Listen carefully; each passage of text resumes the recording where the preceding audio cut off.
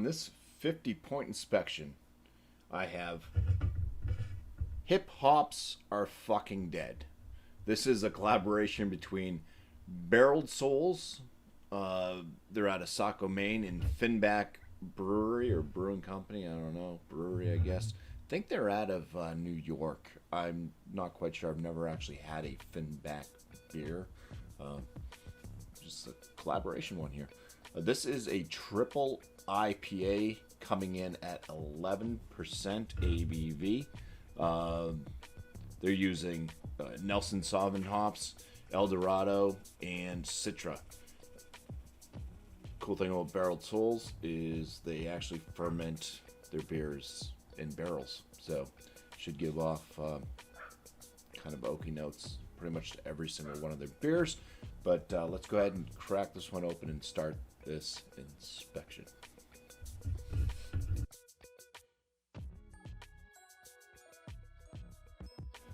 So it's got a tight white bubble frothy head. The color of the beer itself, wow, that's a pretty deep orange, like copper color.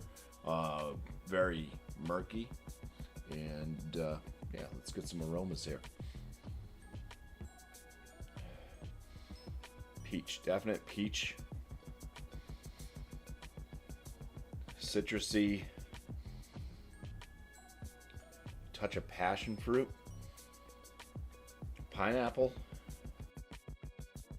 There's a bit of a zesty spiciness as well, kind of on the tail end of the aromatics.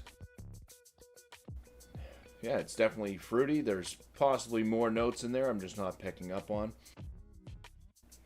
Maybe a little bit of like a gummy candy, like orange slice. Those candied orange slices. Kind of has a little hint of that in there as well. And there may be some malt in there. There's kind of like a bready to caramel kind of sweetness as well. So, all right, let's get some flavors now. First swig, so cheers. I'd say definitely a bready caramel malt presence right up front on the palate. Carbonation on this one's kind of fun. Yeah, fine prickly bubbles. I'd have to get a bigger gulp really to find out what the body is. Right now it feels like it's kind of medium. There's some other flavors in there of a little bit of that kind of pineapple note, peach, bit of oatiness too, a little bit of oat or wheat.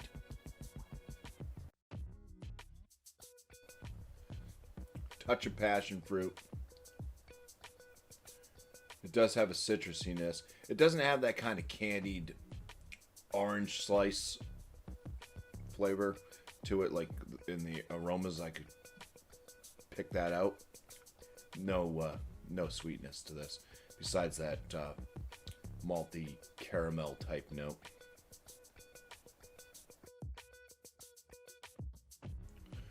Yeah, definitely a medium body. It does have this spicy finish to it with the bitterness. It's a bit kind of on the earthy, resinous, spicy type. It doesn't quite really go super pine, but it's kind of leading into that. Bitterness is up there a bit on this one. It does have a long lingering bitterness. Just touching into that kind of harshness. All right, it's time to touch of alcohol. When I was speaking, I could taste some alcohol. It's time to put down a score for this one now.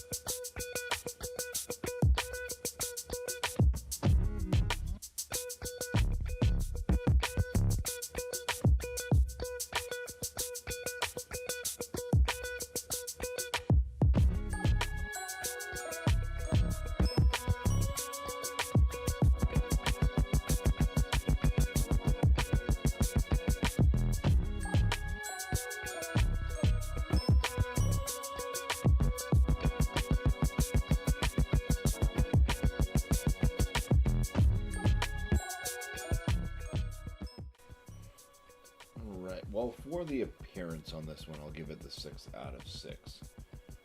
On the aromatics, that kind of caramel note coming up through, breadiness. I don't know, it doesn't really seem to jive all that much with the aromas. I'm going to give it an 8 out of 10 for the aromas. For the flavors, again, it does have that kind of caramel note going in. You don't find that too often with a lot of IPAs and stuff, but it's there. The hops don't really give off as much flavor as they were in the aroma as well. I was hoping to pick out more flavors from it. Never really touches the sweetness besides the caramel note.